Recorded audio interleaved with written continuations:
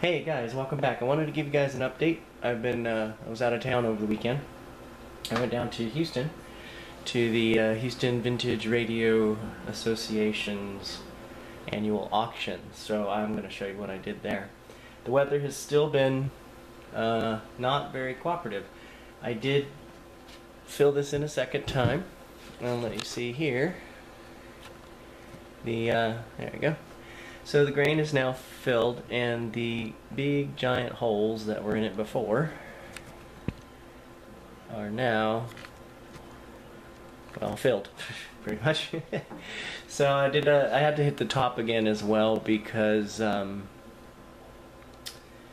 I did the sides twice, of course that made the top look a little bit lighter. I went ahead and the front, I wanted to show you, what I did was the border here, as you can see, is now black. I tried something, and maybe I shouldn't have done it for authenticity, but I have used these scratch pens from Mohawk, as usual. They were out of the extra dark walnut, and I ended up going with this, the next darker color, which, believe it or not, if any of you know about extra dark walnut, it's almost black. So they actually have one that's in between. It's called brown black. So that was that. And what I wanted to show you is the Mohawk pens are also very similar to these Guardsman ones you can pick up anywhere, well, on Bed Bath & Beyond. Although comparatively speaking, these are kind of crappy. Although they're okay for some furniture, and I've used these. Obviously I own them. I've used them on some furniture scratches and they worked fine. They were basically useless here. This worked much better, and these actually are not that expensive. I think I paid $5.69 for this one. So I'm going to show you that. I'm going to also let you know. My parts came in, and I'm going to go ahead and move this over here. Because I also have a couple of things to show you. I went on the Philco forum because I wanted to make sure that I wasn't being too incorrect in what I was doing. And I'm not sure if I explained myself right. They kind of said, you know, never stain. They never stain. They always use toning lacquers. But I didn't quite explain, I think, about how the front of the cabinet, after it was clean, had those big, deep white spots in them. And I didn't want to go and defend myself or anything, but as you remember, I said I used light golden oak. So basically all I did was fill in those ugly white areas, which may have toned out, but, you know, I wasn't sure. So, as I mentioned, my rubber parts have come in, and I actually ordered a lot of extra ones, because I have another restoration I'm going to do after this with a model 3812, and that one's going to be a lot less involved. Not only because it has a Plascon case. It's a 3812 CBI, which uses ivory Plascon, and I'll go into that when I show it to you. But what I was going to say is these washers here actually go to a 37.6T. I may be getting that wrong, but they may work out for the chassis. They're very similar. That was a good catch. They're very similar to these ones here. This is the only good one left that was part of the chassis washers.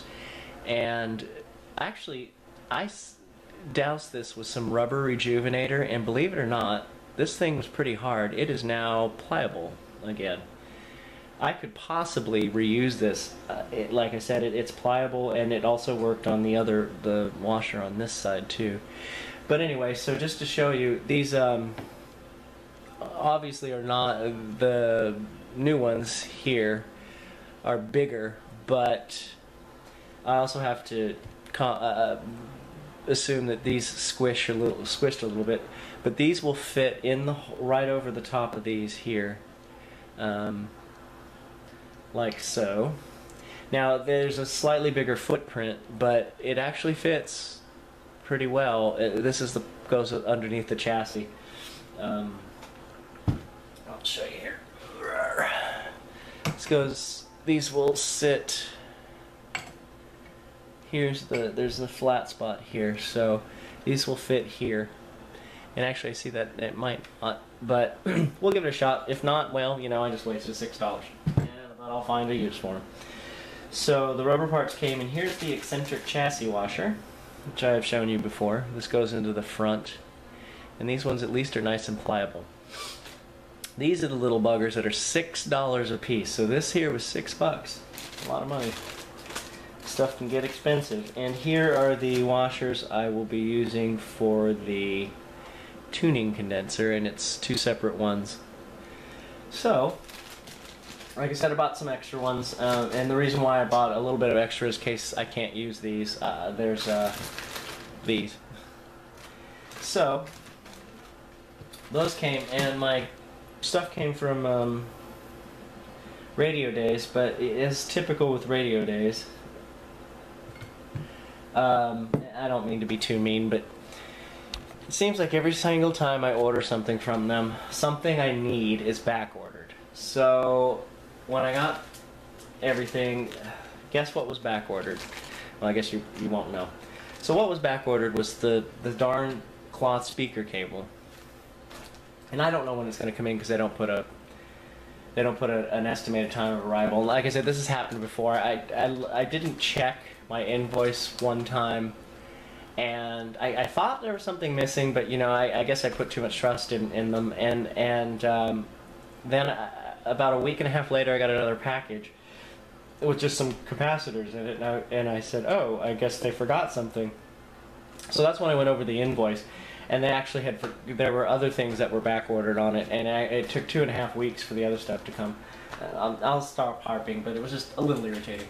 I also, when I went to the Philco forum, I discovered there were a lot of choices for the Philco transparencies, and I thought these ones here might be it, but they're not. So according to Ron Ramirez, I need to order a different one.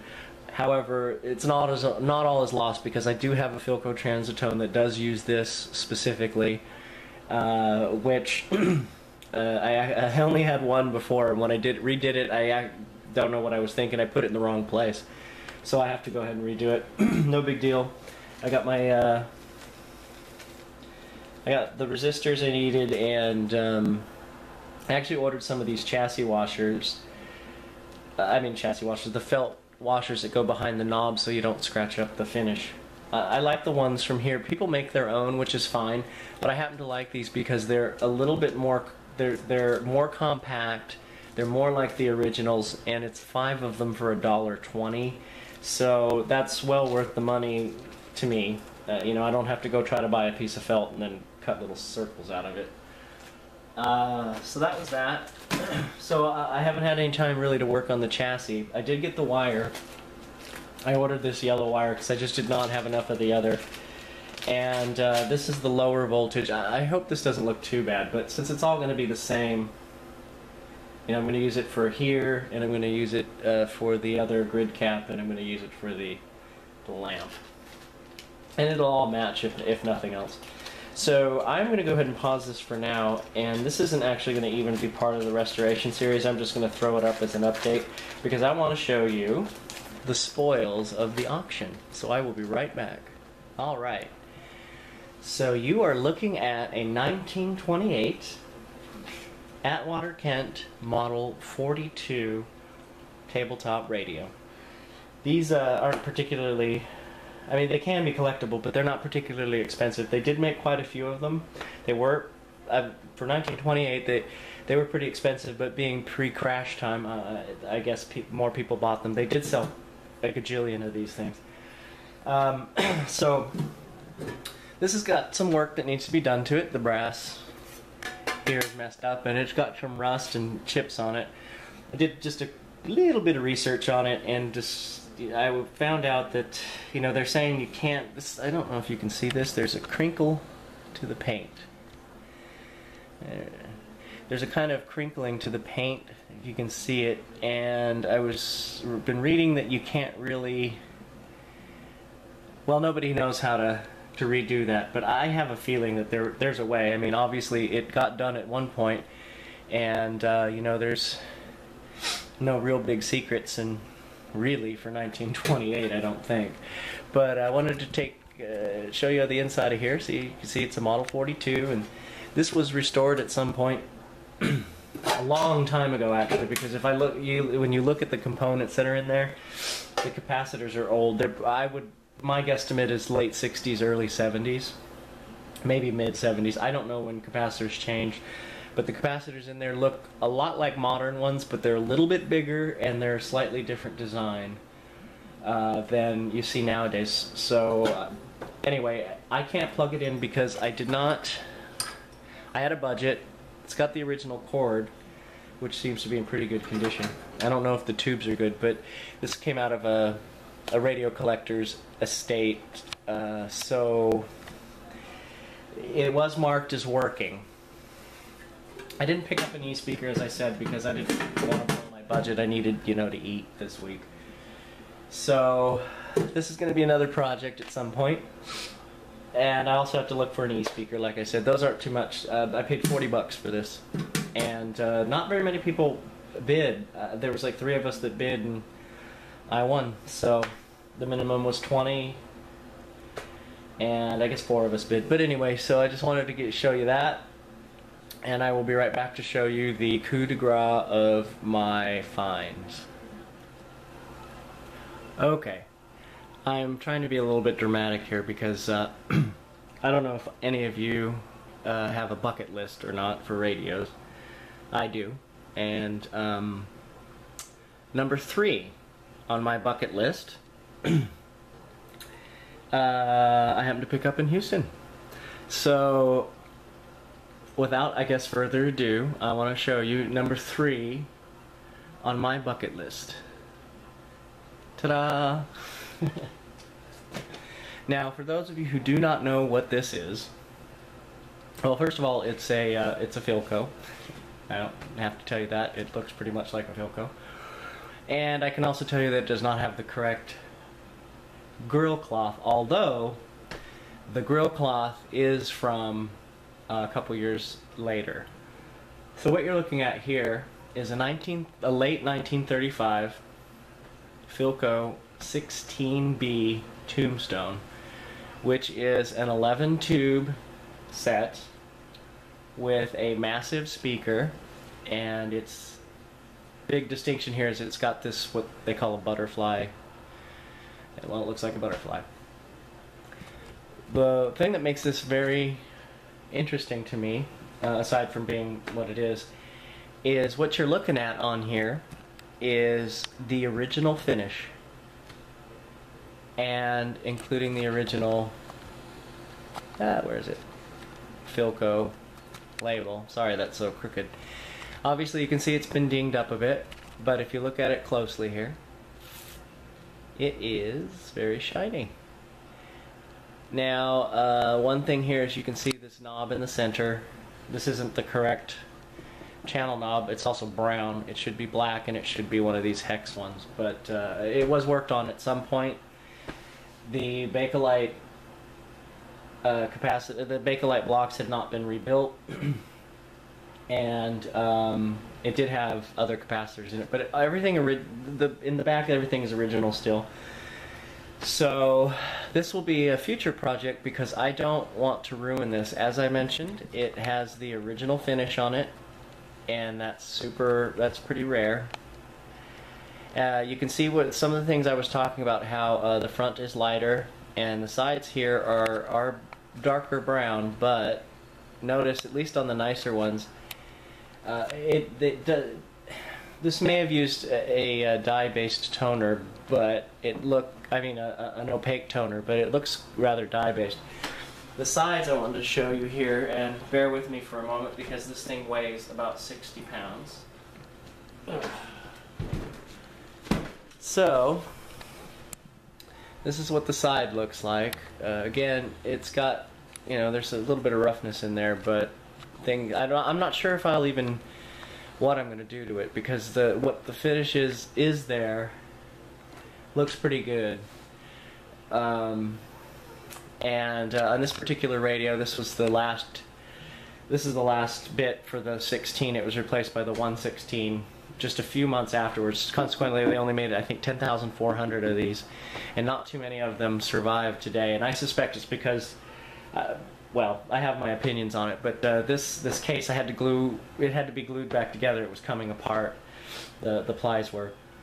So one of the differences is on the older sets, this switch here was used as a squelch between channels, so it would mute out static, but that never worked out too well because there was an adjustment, and if your station cut out a little bit while you were listening to it, the squelch would kick in and then suddenly you couldn't hear anything. The chassis on this thing is in pretty bad shape. I mean, it was sitting in an attic. Had a tarp over it though, so that's how the finish is doing well. It was, anyway, so as you can see here, it's pretty corroded and rusty, and that 80 tube looks nasty. But yep, there's 11 tubes in there, and look at the size of that gigantic speaker. This thing will put out some decent bass, I'll tell you, for 1935. So I'm gonna go ahead and wrap this up because, as I said, this isn't really part of the restoration video, but I had to share this because, you know, I'm kind of like a kid at Christmas with this thing.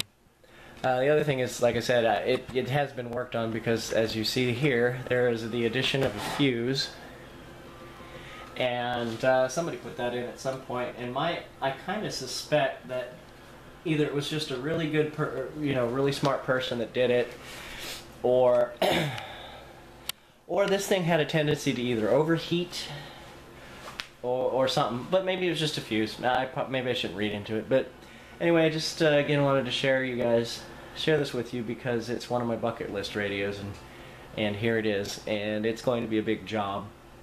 I'm going to wait till I have some more experience before I tackle this because with 11 tubes, and I think it's got 23 tuned circuits, this is a well, it's a powerhouse, and not only that, but with so many circuits inside, there's a lot that can go wrong. So this has also, I was going to say, this has a shadow tuning meter. So we're going to check all of that stuff out at some point. But anyway, thanks for listening, and as soon as the weather cooperates, I'll go ahead and spray that cabinet. And I won't be doing any of the work on the chassis tonight, but I'll go ahead and replace those, a couple of those 2 resistors that I wanted to, etc. So I'll go ahead and get this uploaded. Hope you guys have a great night, and I will see you in a couple days.